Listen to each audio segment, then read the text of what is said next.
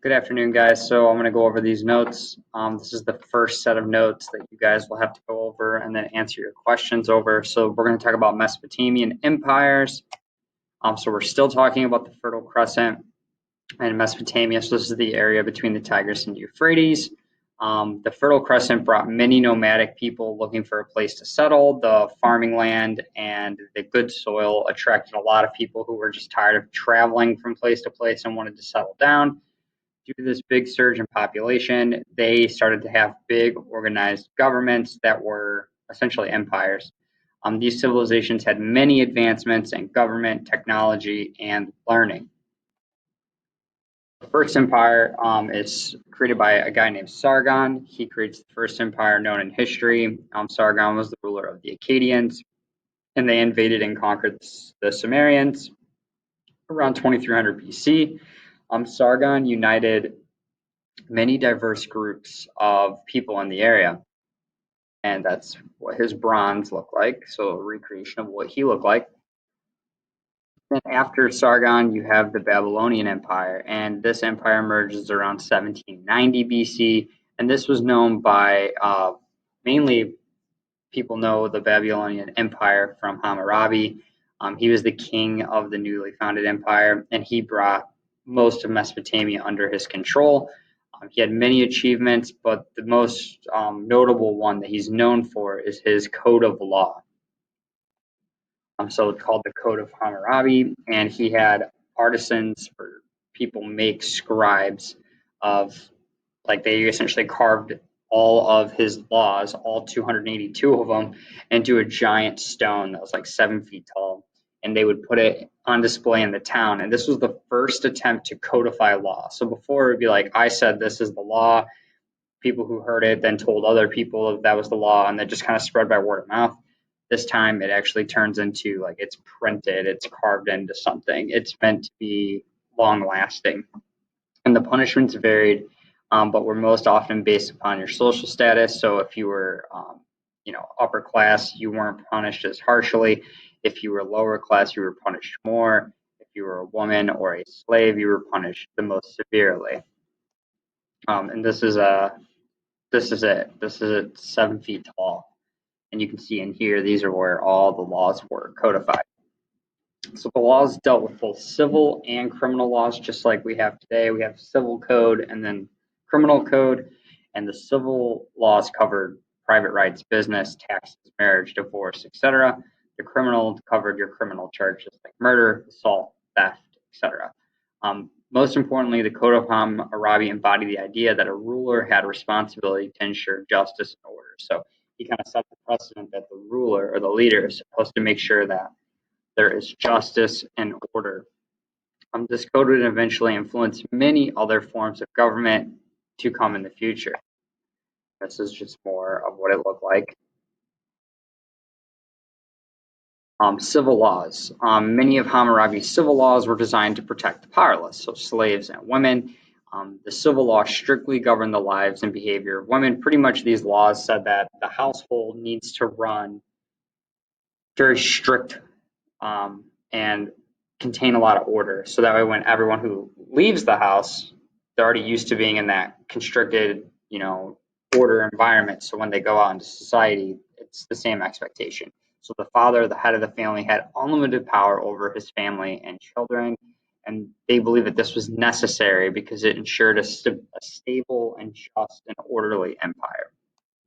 It also dealt with criminal laws like murder and theft. And by today's standards, like looking back in hindsight, the punishments were extremely cruel. They were an eye for an eye and a tooth for a tooth. So, for example, like if there was an accident, you were riding a horse and you ran over a kid. The law stated that the person who had their child killed could kill one of your children, right? Eye for an eye, tooth for a tooth. So it was very strict. Again, like cheating. Like if if you were a woman and your husband cheated on you by that law, by the code, then the woman that he cheated with would be put to death. Okay, so pretty brutal, very, very harsh by today's standards. Hammurabi had other accomplishments other than just his code of law. He improved irrigation systems, which is good because they had a very unstable environment. He had a well-trained army, and he ordered the repair of many important temples. Hittites come to town. So a group of people called the Hittites take over Mesopotamia. They were very good at working with metal. The Hittites essentially had iron. They had technology that nobody else had. They figured out how to um, this is where the Hittite kingdom was at. They figured out how to extract iron from ore, and they figured out that iron is an extremely abundant resource at the time. They tried to keep this extraction process a secret, but through trade and migration and conquest, this new technology spread far and wide.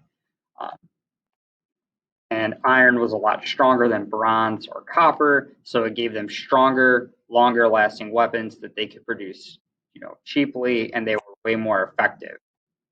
They also, because they used iron in their chariot design, they were able to have 3 soldiers in a chariot instead of 1 or 2, and this gave them a superior advantage in battle.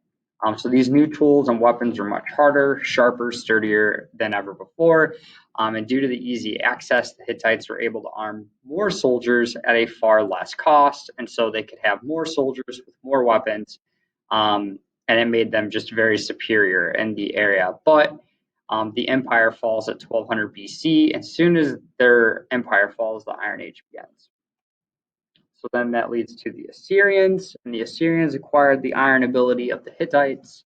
They began conquering and expanding their empire across Mesopotamia. Soon they get a reputation for being one of the most warlike civilizations in all of the world. And the reason for this is that when they would conquer and go on conquest, when they would conquer an area, they would require tribute or like a tax. And so they'd say, we conquered you, now you live here in our empire that we've now acquired, you have to pay us. And so if they didn't, they would like enslave them. And if they paid them, then they'd let them live how they lived. But they made a lot of money this way. And this is how they were able to um, keep their society strong. So despite being extremely warlike, the Syrians had a very well organized government. They were the first rulers to develop extensive rule of laws that regulated life within the royal household. So they had laws that applied to the upper class as well.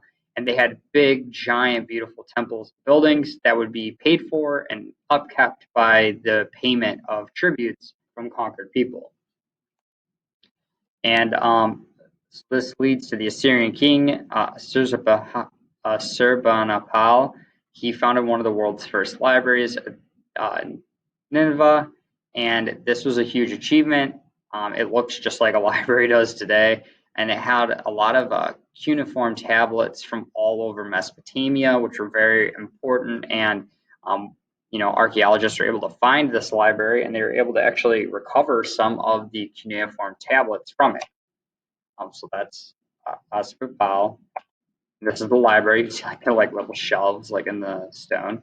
And then this is obviously in a museum, but these are the stone tablets and artifacts that were recovered, and they had cuneiform on them. So these are some of the oldest, books that have ever been found. You see, there's writing on both sides of it. So you just like flip the tablet over. The other achievements that they had is they were credited with 2 important technologies, and that was developing glass blowing, which no one else did at the time. This gave them an ability to make ornate, artifacts and bowls and pots, different stuff like that. They're also credited with making the first lock and key. First lock and the key. And then this leads to the new Babylonian Empire. So after the death of Ashurbanipal, an aggressive, ruthless leader would revive the great power and prestige of the Babylonian Empire, and he was known as King Nebuchadnezzar, and he's in charge of this new empire that stretches all the way across the Fertile Crescent, even into parts of India. And he's known for the Hanging Gardens, which was one of the 7 wonders of the ancient world. And it was made by growing, plants and trees and flowers on top of these huge ziggurats, those step pyramids. And the legend is that his wife was longing for her home where she was from, and she grew up in the hills and the mountains. So he thought that if he could grow plants and trees on these ziggurats, that it would kind of resemble like a mountain. And this is a rendering of what they believe it looked like. you can see, very beautiful, very ornate. So under Nebuchadnezzar's rule, the empire was turned into a magnificent or Babylon was turned into a magnificent capital city. Had 85-foot thick walls. They had 9 gates at the entrance, and this kept everybody out. And each of these gates were dedicated to a different god or goddess. The most famous one was the Ishtar Gate, and there was a moat surrounding the entire city as well, which you can see here. There was like a moat, which is water, that would surround the city. And these are what the gates look like. And this is a recreation of the Ishtar Gate. It was made with blue stone. It had lions and other important animals on it. Very, very ornate. Okay, so that's it for this first one. And you need to watch the next one, and then you'll be done. You can answer the questions that go along with these. Okay, see you in a second.